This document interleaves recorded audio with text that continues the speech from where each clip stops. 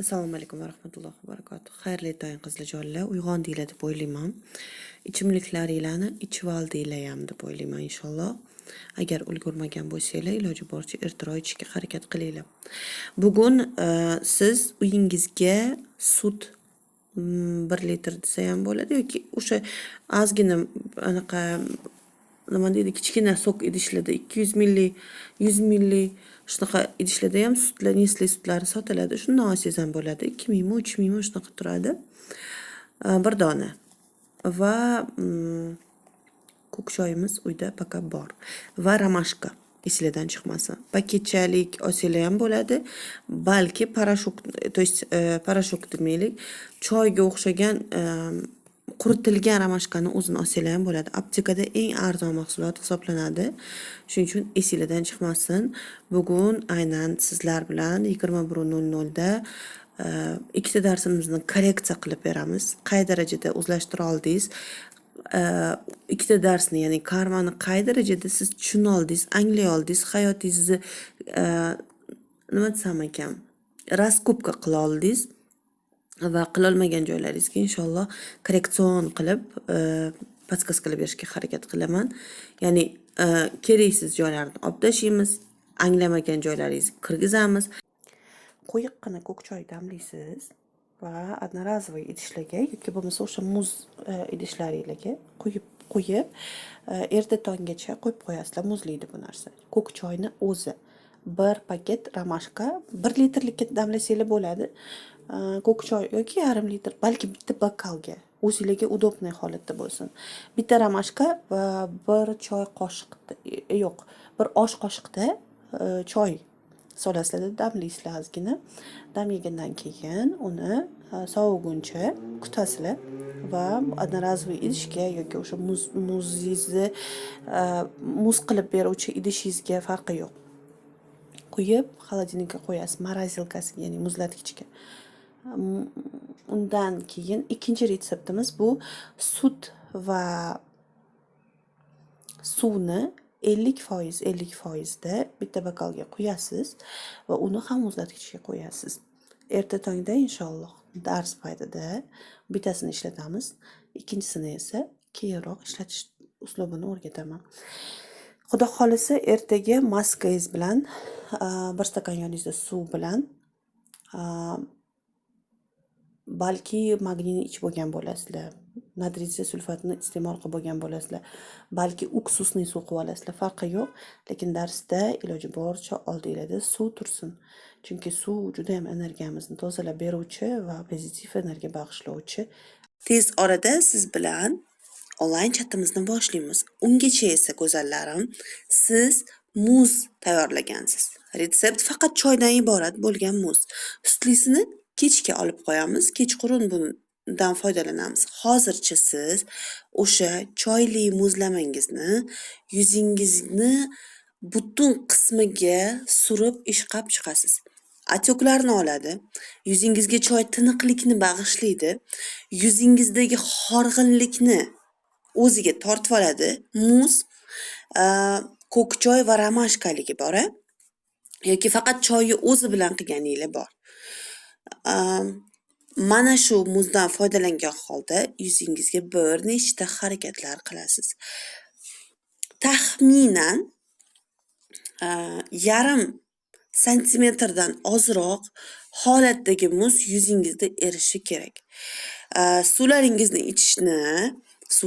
ichishga ulgurishga harakatni to'xtatish kerak emas va siz stakanda suv istasangiz anaqa limonli suv qilib olishingiz mumkin, lekin agar olmali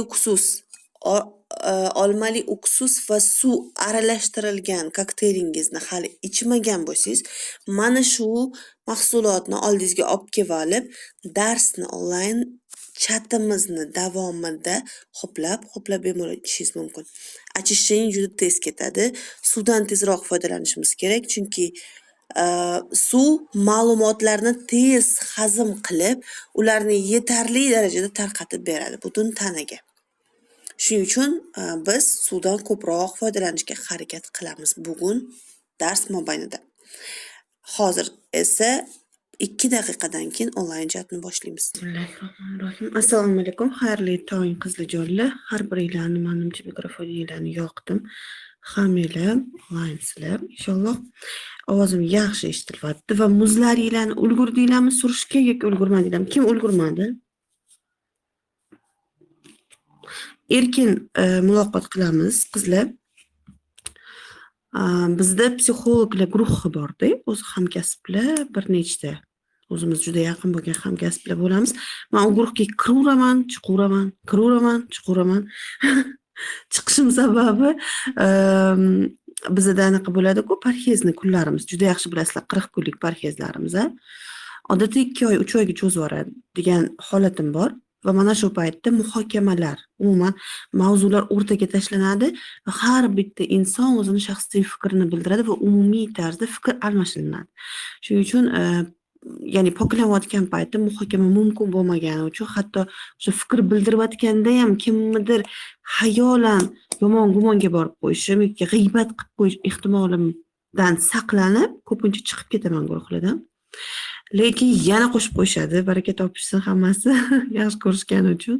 Turdonchika, davay, kiring, siz boshqachasiz deyishib. Mana shu guruhda erkinlik bor. Biz bir-birimizni raskopa qilamiz. Yoki bir-birimizni kanalimizni kuzatamiz va baholaymiz. Siz bu etapda keta olmayapsiz, siz mana shu holatda oqsoqlik qilyapsiz degan podдержкаlar bor. Xuddi shunaqa bu guruh bir-birini raskopa qiladi bugun. Ya'ni mavzu erkin, rasmiy doimiy tarzdagi darslarimizga o'xshamaydi va sizni holatingiz. Aynan har biringiz bilan suhbatlashamiz. Inshaalloh mana shu 1 soat ulgurishga harakat qilamiz va siz qayeringizni raskopa qila olmadingiz. Qayeringizni ishlay olmadingiz karma mavzusida. Mana shuni tushunib olamiz. Keyin ozgina motivatsiya beraman.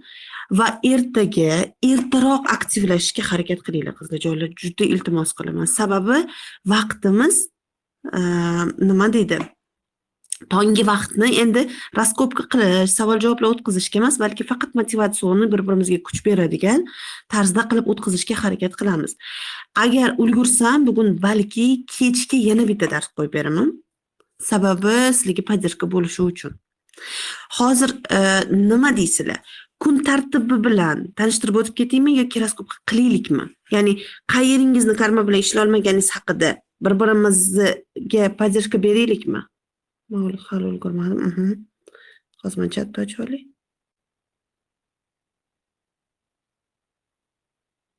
Da, sutlisini erta tong, то есть choyli, ya'ni romashka va choy aralashtirgan muzlatilinganini erta tongda surasiz. Va kamida 0,5 santimetr muz erishi kerak surayotganingizda, bir martalik surishingizda kamida. Shaxsan o'zim o'sha masalan 1 stakan qildim-ku, sizlar ko'rdinglar muzni. O'sha 1 stakanni 4dan 1 qismi eriguncha yuzimni surib o'tiraman. Endi men eng kami anaqa 0,5 santimetr deyapman. Balki siz undan ko'proq surarsiz. Chunki ko'k choy va romashka bu yuz uchun eng kerakli mahsulotlarni, mikroelementlarni o'zini ichiga oladi va tabiiy o'simlik ikkalasi ham. Biz o'sha o'simlikni muzlatdik. Muzlatish nima uchun? Atyoklarni olish, tirishlar yoki so'lg'inlikni oldini olish uchun muz taranglashtirish uchun yuzga juda foydali. Va koreyslar buni har tong erinmasdan yuzlariga surar ekan. Buni o'zimning yaqin dugonam 8 yil Koreyada yashab kelgan u qiz. U yerda magistraturada o'qigan, ishlagan, xullas u yoqda. Va o'sha haqiqiy koreys xalqidan o'rgangan mana shu ikki xil retsept bor va kanda qimiydi rostdan ham go'zalligiga be'tibor bo'lmagan ayollar ertalab va kechqurun albatta muz yuzga surardi. Chunki ularda shuning uchun ham yuzni tarangligi, yosh ko'rinish ko'proq uchraydi. Sababi o'zlarini yuzlariga nisbatan, go'zalligiga nisbatan koreys ayollar juda ham befarq emas. Ya'ni ustida ishlaydi. Bu retseptni olganimdan keyin rostdan ham yuzimda ishladi. Sababi o'zi aslida yuzga befarq emasman, lekin ko'pincha tajriba quyonchasiga aylanadi yuzim. Alhamdulillah, qanaqa tajriba qilishimdan qat'iy nazar qo'rqmasdan qilaman va oxir oqibat natija baribir yaxshi chiqaveradi. Lekin bu safar ishoning, zararsiz, aksincha yuzingizga juda foyda beradigan, yengil uslubdagi va sizdan ko'p narsa talab qilmaydigan, arzon sifatli, oson uslubini sizga ilindim. Va qilib ko'ring, oshiqcha ta'rifga hojat yo'q. A, Va albatta, ozgina yuzingizda turgandan keyin muzni yuzingizga surib 5 daqiqadan keyin albatta yuvorishingiz kerak iliq suv bilan yoki chayishingizni o'zi ham kifoya qiladi.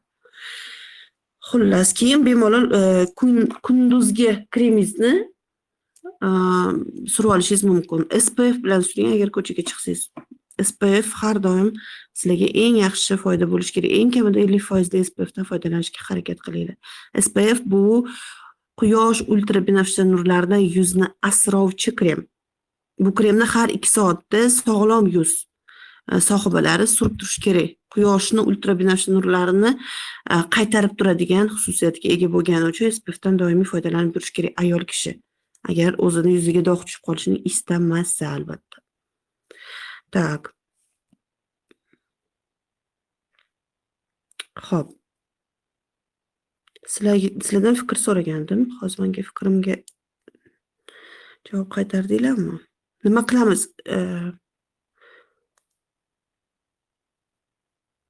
Yuz nervlarini shamolatib qo'ymaydimikin muz? Bu tarafini o'ylab ko'rmadim, chunki men 1 yildan beri qilyapman. Agar nervimni shamolatish kerak bo'lganda, meni yuzim qiyshayib qolgan bo'larmidi balkim. Nima deb o'ylaysizlar? Feruza opa negativ. Birinchi gumon nima bo'lsa, sizning hayotingiz shu. Shu narsaga ahamiyatli bo'ling.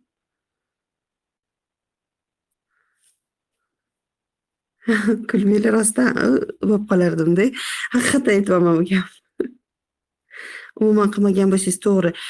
Hammani mijozi har xil qizlar, ehtiyot bo'lasizlar. Bunaqa gumon bilan qilsanglar, o'zi sekin ozgina surib ko'ringlar. Rostdan Feruza opam haqli. Men anaqa tanqid qilmoqchi emasman. Ehtiyot bo'lish kerak. Chunki ular juda o'zini yaxshi ko'radilar-da. Tak anaqa nежненькая такая, миленькая-da. O'zlari ham tabiatdan. Shuning uchun shunaqa qo'rqadilar. No gumoninglarda Alloh. Shunaqa deb o'sha xayolingizga bunaqa fikr keldimi? Lutfi sekin boshlanglar. Men o'shaning uchun ham 0,5 santimetr dedim. Men o'zim bir marta ishlatganda 3dan 1, 4dan 1 qismini ishlatib yuboraman. O'sha sizlar ko'rgan muzni. Tak. Давайте. Umuman qilmagan bo'lsangiz qo'rqmang. Aha, shu. Xullas, qizlarjonlar nima qilaylik? Raskopka qilaylikmi yoki faqat motivatsiyaga ketdikmi?